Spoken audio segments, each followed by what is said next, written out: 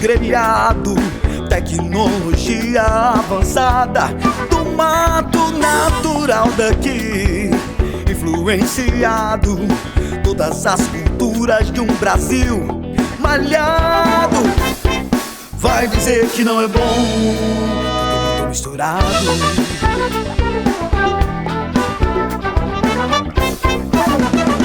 Olá, está começando mais um De Cara com o Sol.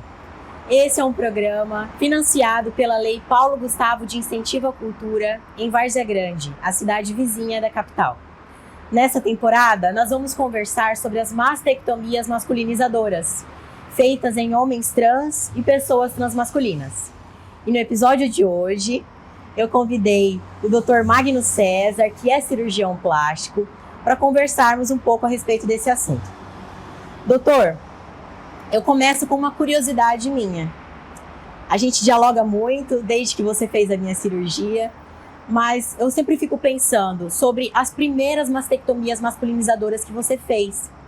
Porque essa é uma cirurgia que fez parte, passa a fazer parte do processo transexualizador desde 2013. E você tem décadas de experiência. Eu imagino que os primeiros contatos não foram nada complicados, mas e as primeiras referências, como é que foram? Eu não vou saber dizer quando é que eu fiz a minha primeira mastectomia de redesignação de gênero.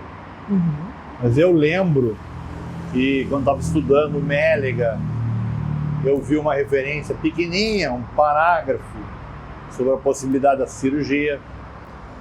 Depois no livro texto de cirurgia plástica do Dallas também já fala mais, bastante até. E sempre associando com uma cirurgia de mastectomia na oncologia, né? Que na verdade é uma cirurgia que tem um viés estético maior. Na oncologia às vezes você tira o complexo areolo-mamilar, né? Mas a base é essa, a ressecção total do tecido mamário, né? Para não deixar nada que possa vir a crescer depois. Mas quando que eu fiz a primeira, não vou me lembrar não. Eu lembro de um detalhe interessante.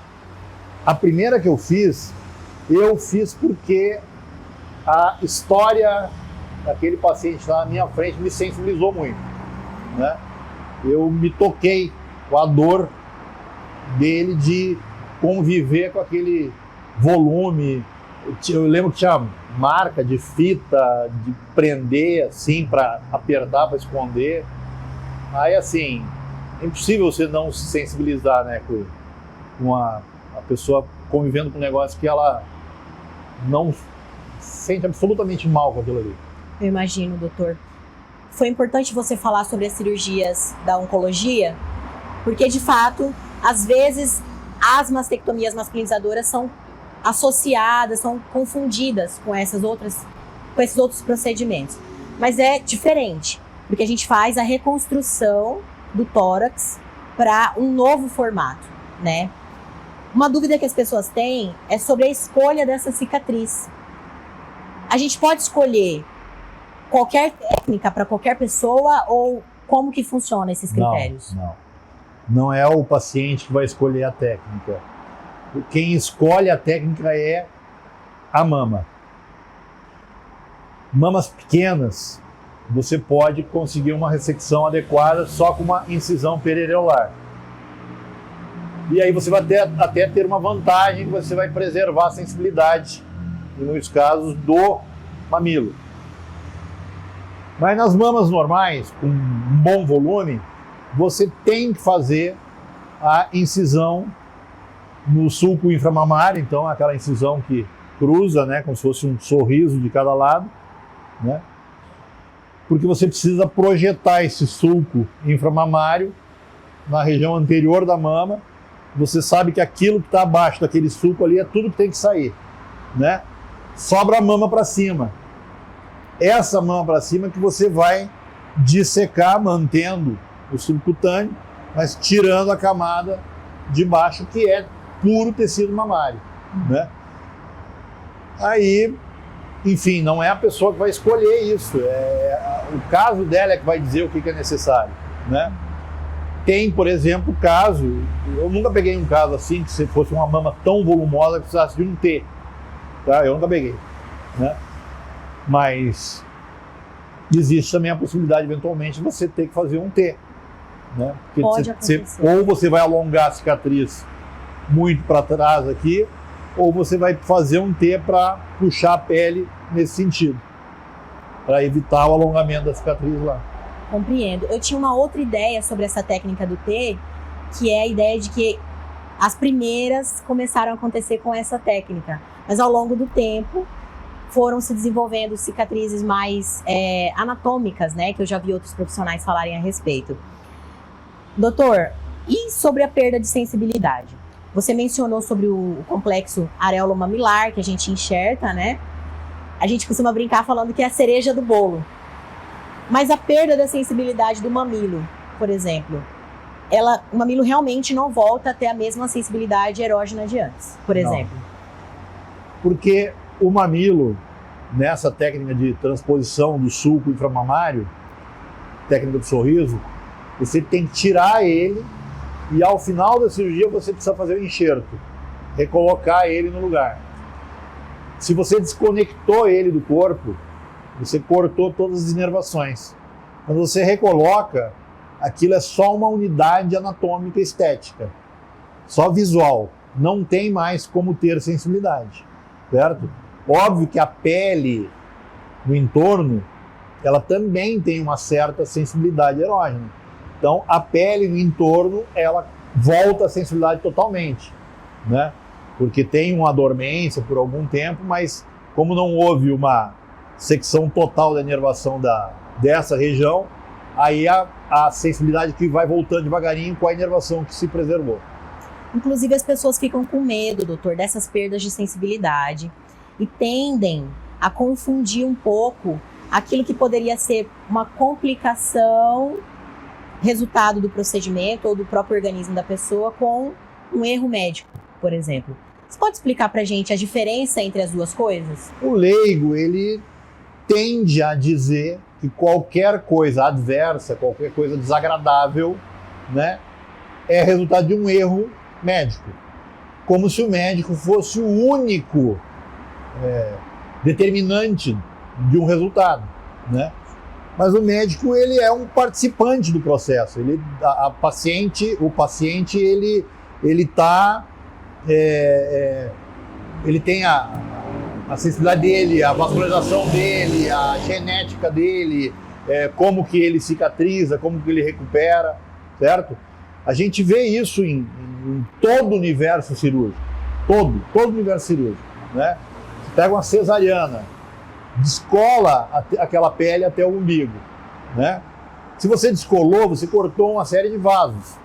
Mesma coisa que faz aqui na mastectomia de redesignação. Você descolou vários vasos. Um vaso, tem centenas de vasos ali.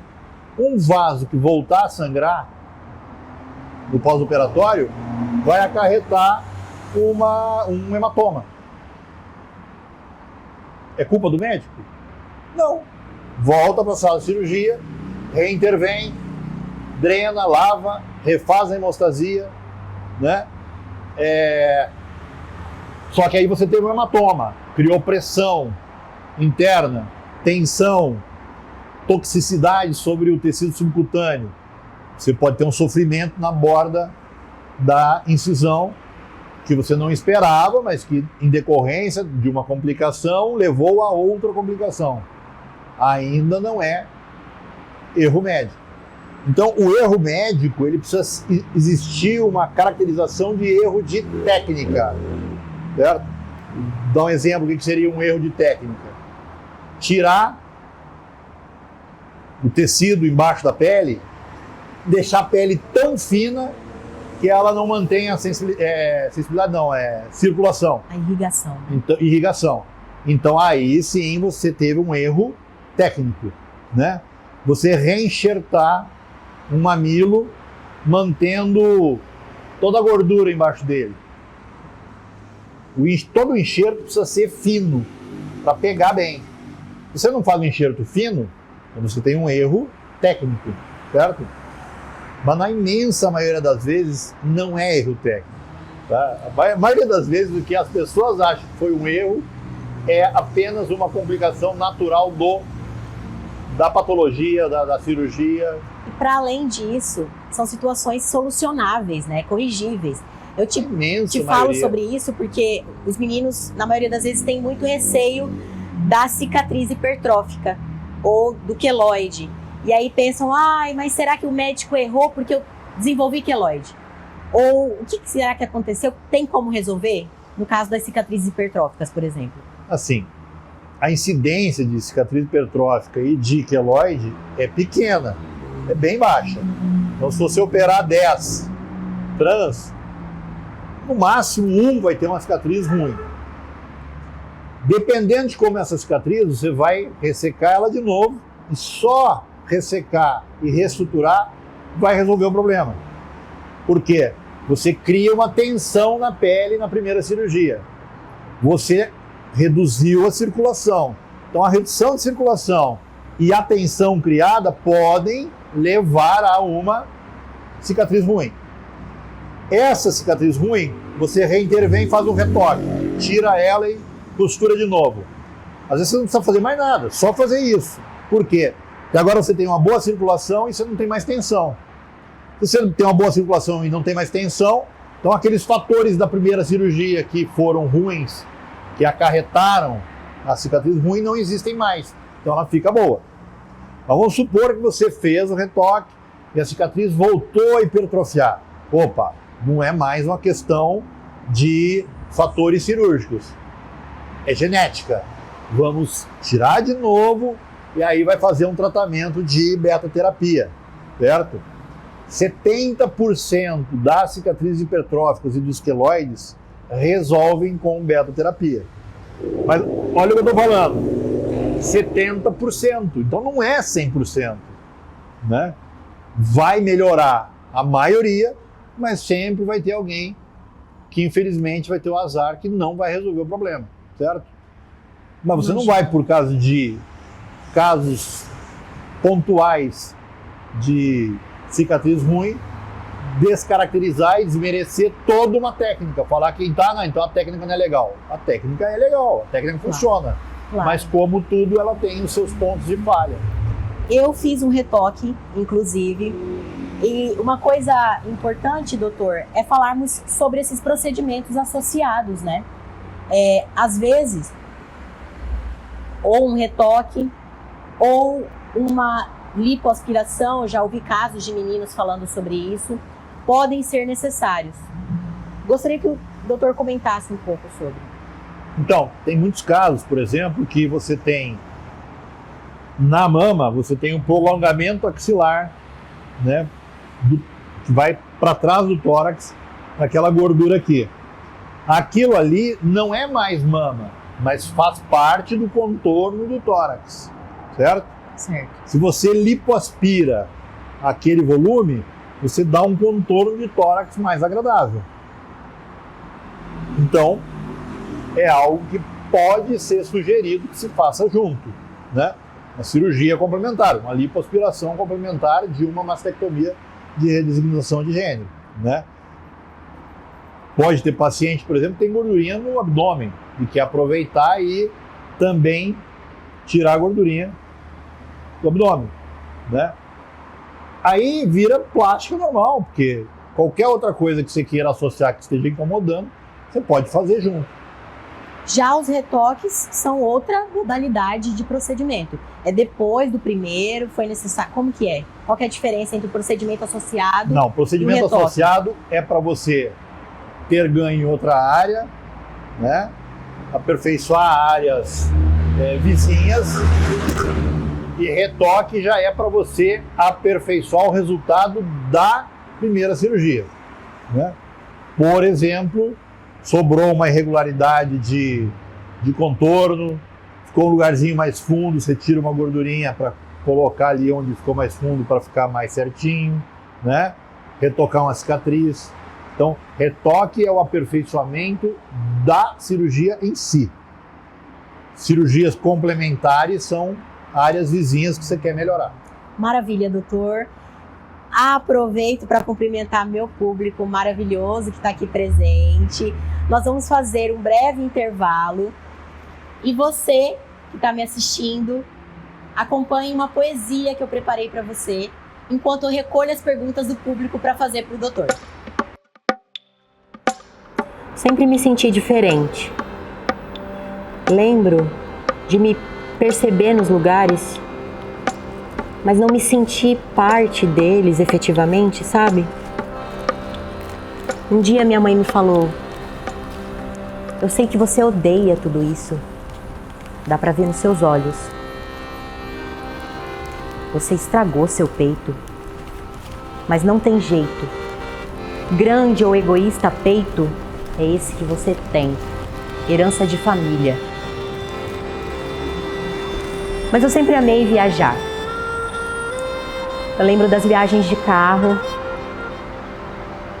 de curtir o trajeto, não me preocupando tanto com para onde a gente ia chegar. Mas lembro das passagens, da comida de posto, da areia, da beira de rio. Mas um dia foi necessário sair. As coisas todas reviradas, copos, pratos, panos. Minha mãe perguntou com quem que eu queria ficar. Aonde eu ia estar. E nesse momento eu vi o meu irmão chorar pela segunda vez. E nessa, parecia que doía mais que joelho ralado. Uma hora eu descubro para onde vou. Tem gente que só para de ir quando morre.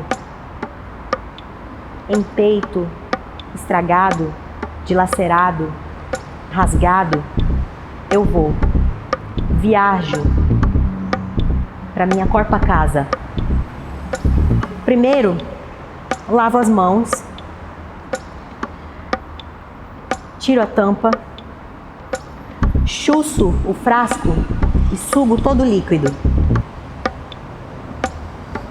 Esterilizo a coxa e injeto em mim mesmo doses de autoestima, amor, carinho, desejo, prazeres, tesão. E viajo para mais perto de mim mesmo, para nós em outra mata. Viajo para minha corpa casa. Doutor, colhi perguntas maravilhosas do nosso público que está aqui e uma das mais interessantes é sobre um medo que as pessoas podem ter a respeito da retirada do tecido mamário. É possível que não seja retirado todo o tecido necessário nessa cirurgia ou, sei lá, que até as mamas voltem a crescer? Alguma coisa nesse sentido? Possível é, mas é pouco provável. Muito difícil que um cirurgião com bastante experiência não consiga tirar todo o tecido mamário. Lembra que eu descrevi que a gente projeta o sulco inframamário na pele anterior da mama. Então, nessa retirada, você já tira 90% da mama. E aí você vai descascar, vamos dizer assim, por dentro, né? Mantendo o subcutâneo até onde a mama se estende. Claro que aquela mamazinha virtual que se espalha até a clavícula, ela não é retirada. Então ela poderia voltar a crescer com o tempo, né, sob estímulo hormonal. Mas aí tem outra questão também. Normalmente o paciente trans masculino está fazendo reposição hormonal com testosterona, que é um inibidor de estrógeno. Então, aquele hormônio que estimula a glândula mamária, ele está inibido. Ele não vai, o tecido mamário não vai responder a esse hormônio porque existe um bloqueio com a testosterona, certo? Muitas vezes tem mamas acessórias axilares, você tem que fazer uma incisão direta para tirar, certo? Então, mas é muito pouco provável, Bruno, muito pouco provável não tirar toda a mama completamente, tá? Eventualmente, se ficar alguma coisinha, começar a crescer com o tempo, uma incisão pontual, vai lá, retoque, que é o que a gente falou, né? Tira um pouquinho a mais de tecido ali e acabou. Mas eu nunca vi isso, é muito difícil. Imagina, doutor. Fico até aliviado. Eu acho que muitas pessoas ficam aliviadas, porque de fato, se isso acontecesse, seria bem complicado. Doutor, aproveito para te agradecer mais uma vez pela sua presença. Muito obrigado por aceitar o nosso convite. Você é essencial e uma referência para a população transmasculina em Mato Grosso. Muito obrigado. Obrigado você, obrigado pela oportunidade de falar aqui com esse público tão grande que tem essa necessidade. Tá? Valeu. Muito obrigado, doutor. E pessoal, continue acompanhando, porque daqui a pouco tem uma entrevista maravilhosa com o Vitor Diogo. Nesse episódio nós invertemos um pouco as coisas e aí é você que vai me fazer algumas perguntas, vamos trocar uma ideia sobre essas informações todas. Amigo, muito obrigado pelo convite, primeiramente. Eu estou muito feliz de estar aqui, tirando não só a minha dúvida, como a dúvida de muitas pessoas, de muitos transmasculinos que têm essa mesma dúvida que eu, que acredito que um dia você também teve, sabe? Imagina, tamo junto. E é muito diante da sua experiência mesmo, sabe? Como você se sentiu visitando os médicos aqui em Mato Grosso, tendo em vista que Mato Grosso não tem nenhum especialista ainda na mastectomia.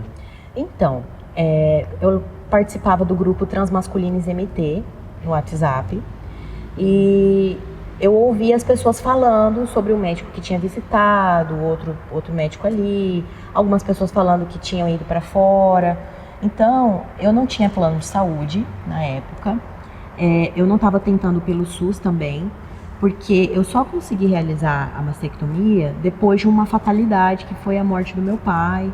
E aí eu consegui vender uma casa que ele tinha, e aí a minha parte, que tinha o meu irmão, minha madrasta, enfim, mas a minha parte dessa venda eu consegui realizar a cirurgia, completando também com valores de outros trabalhos que eu fiz, né? Então, eu queria fazer de forma particular, eu sabia que era a forma mais rápida também de fazer.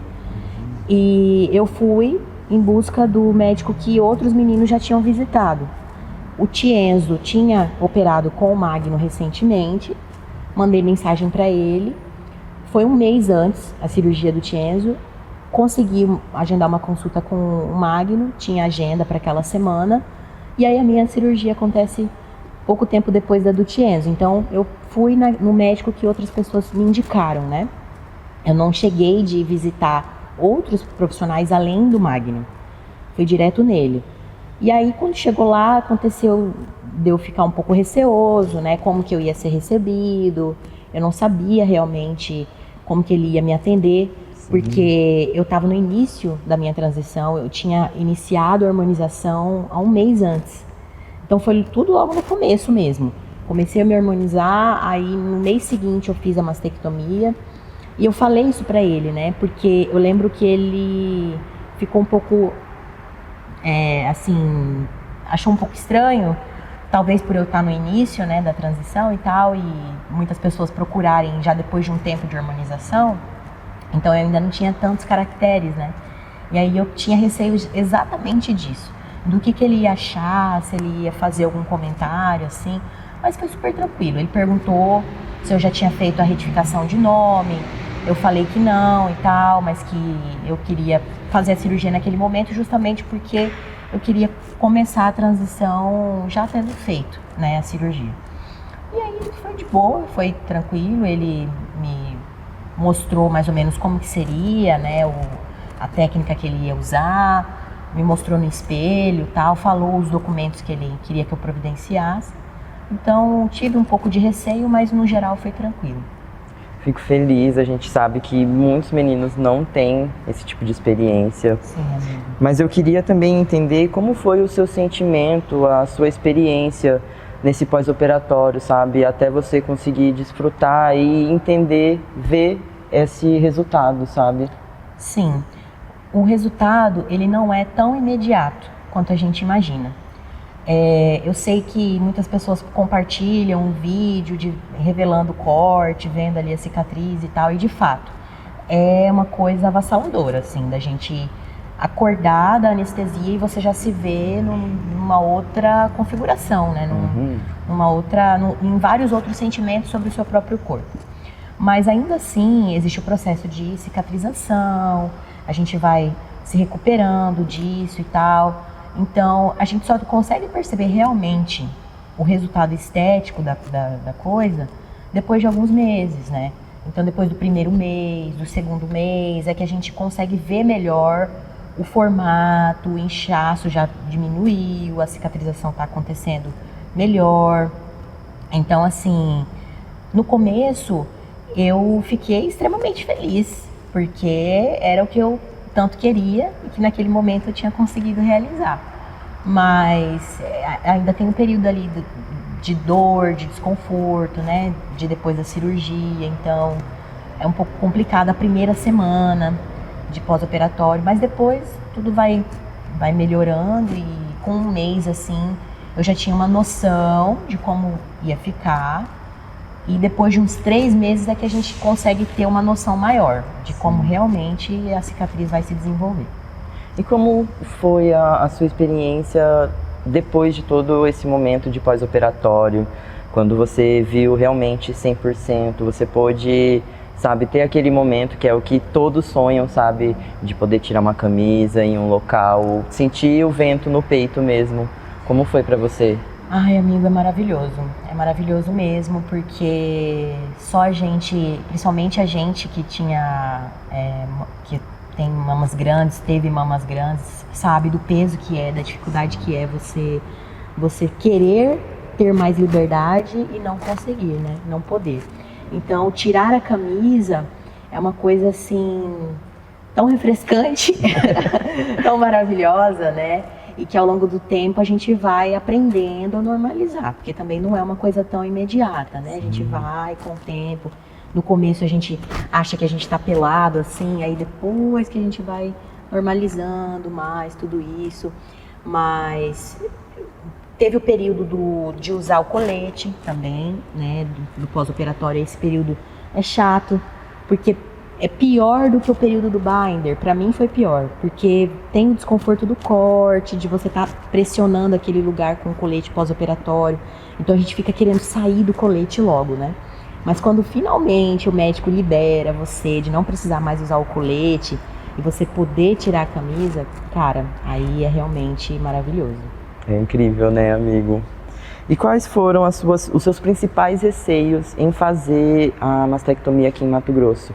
Grande maioria dos transmasculinos, até mesmo do grupo, vão para fora do estado fazer. Você chegou a pensar em também ir para fora do estado para realizar a sua cirurgia? Brevemente, quando eu estava fazendo essa parte de orçamento mesmo ali no começo, porque eu não tinha uma rede de apoio naquele momento. Como eu falei para você, o meu pai tinha falecido, a minha mãe também estava enfrentando um problema de saúde grave, e aí eu ficava sem ter muitas perspectivas de ir para outro lugar para fazer. Minha casa é aqui, eu moro aqui, então eu fiquei um pouco com medo assim de ir também. Pensei que no final das contas eu ia acabar gastando mais ou menos a mesma coisa, porque eu teria que pagar hospedagem, etc e tal.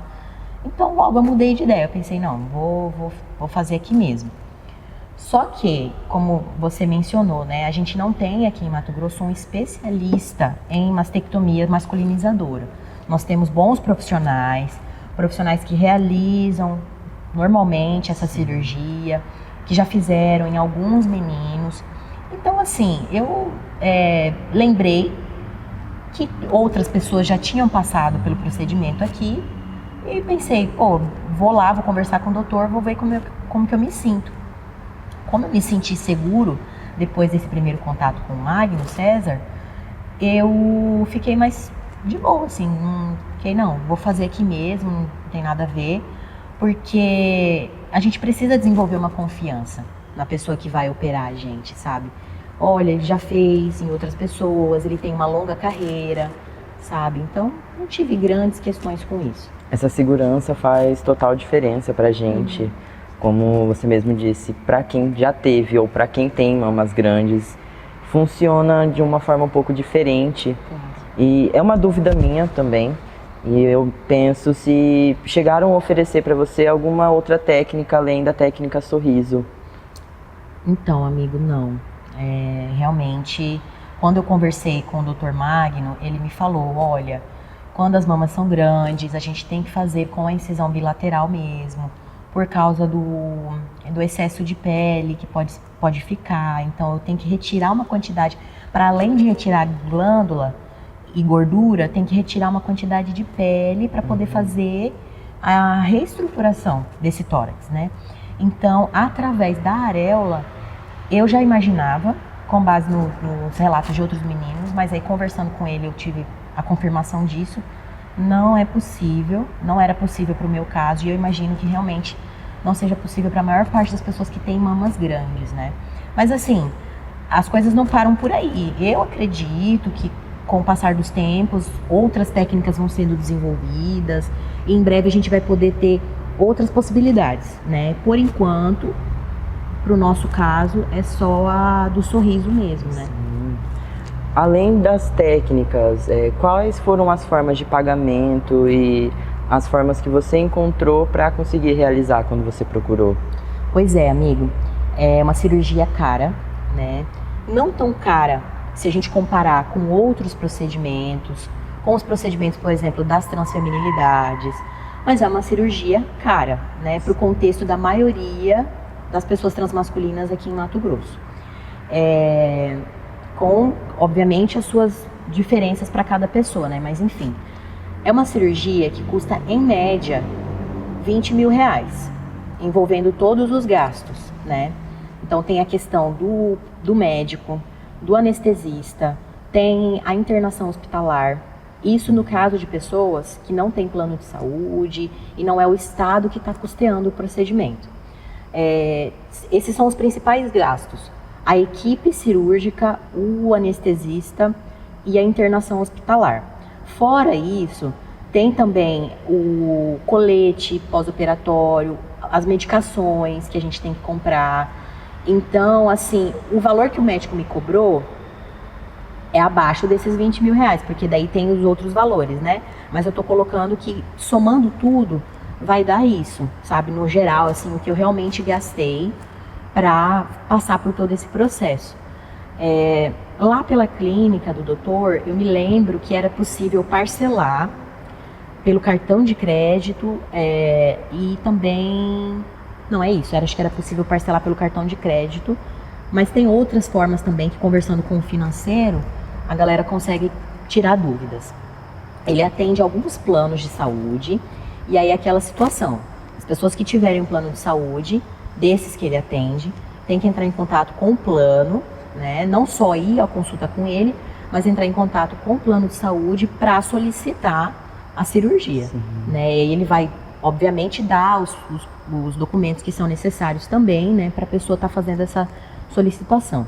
Não foi meu caso. Como eu expliquei para você, eu fiz tudo de forma direta com a clínica e tal, até por questões de disforia também, né, porque eu tinha mamas realmente grandes, disforia acentuada, e eu queria resolver aquilo quanto antes. Acabei fazendo dessa forma, né. Então foi tudo direto com a clínica mesmo e com o hospital, porque a gente operou no Hospital Santa Helena, e aí uma parte eu pago para o médico, uma parte eu pago para a equipe do anestesista e outra parte eu pago diretamente para o hospital. Amigo, eu posso dizer que eu acompanhei um pouco de longe, um pouco de perto, o antes, o pós disso, e eu fico muito feliz de estar aqui hoje, sabe, vendo você responder tantas coisas boas pra gente, pra nossa comunidade aqui em Mato Grosso. Cada avanço que a gente faz é muito importante. Então eu só posso agradecer por você esclarecer as minhas dúvidas e as dúvidas de várias pessoas, sabe? Com certeza, amigo. E precisamos nos lembrar que essa cirurgia, ela não é o fim, né? Ela é um caminho, ela é parte do nosso caminho. E precisamos, inclusive, normalizar que algumas pessoas podem precisar de mais de um procedimento, né? E é com base nesse primeiro procedimento que a gente vai trilhando isso melhor, abrindo caminhos, trazendo informações para as pessoas, para que a gente entenda que não só a mastectomia, mas tudo que as pessoas transmasculinas desejarem deve ser oferecido pelo SUS, assim como manda o processo transexualizador. Sim. Então, muito obrigado também pelas suas perguntas. Tenho certeza que as suas dúvidas, assim como já foram as minhas, vão ser as dúvidas de outras pessoas, e espero que nosso depoimento consiga alcançar essas pessoas, amigo. Muito já obrigada. Alcança muitas pessoas, já amigo. Alcança, amigo. Muito obrigado mesmo. Eu posso até cantar no tom, meu inglês enrolar.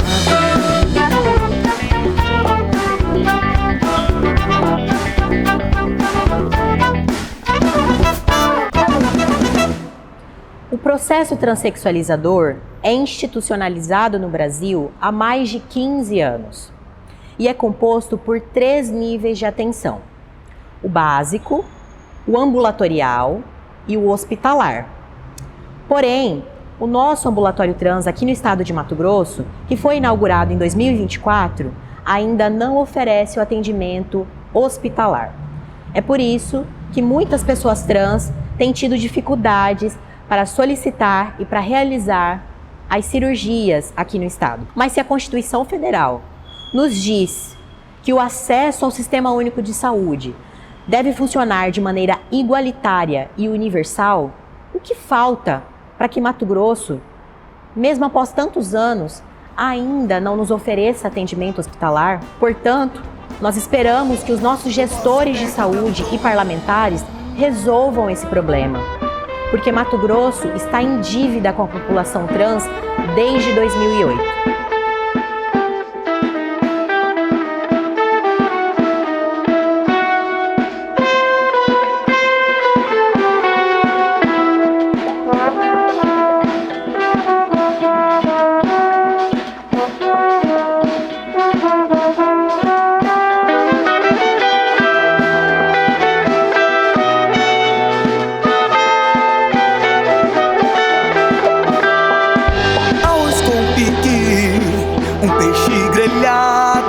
Tecnologia avançada do mato natural daqui, influenciado todas as culturas de um Brasil malhado.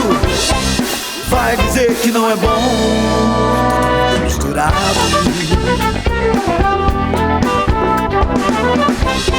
Eu posso até cantar no tom.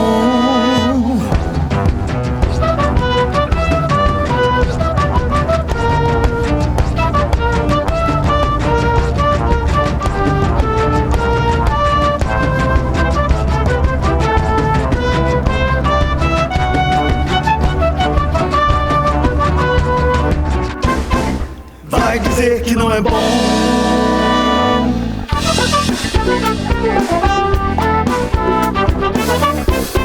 Eu posso até cantar no tom.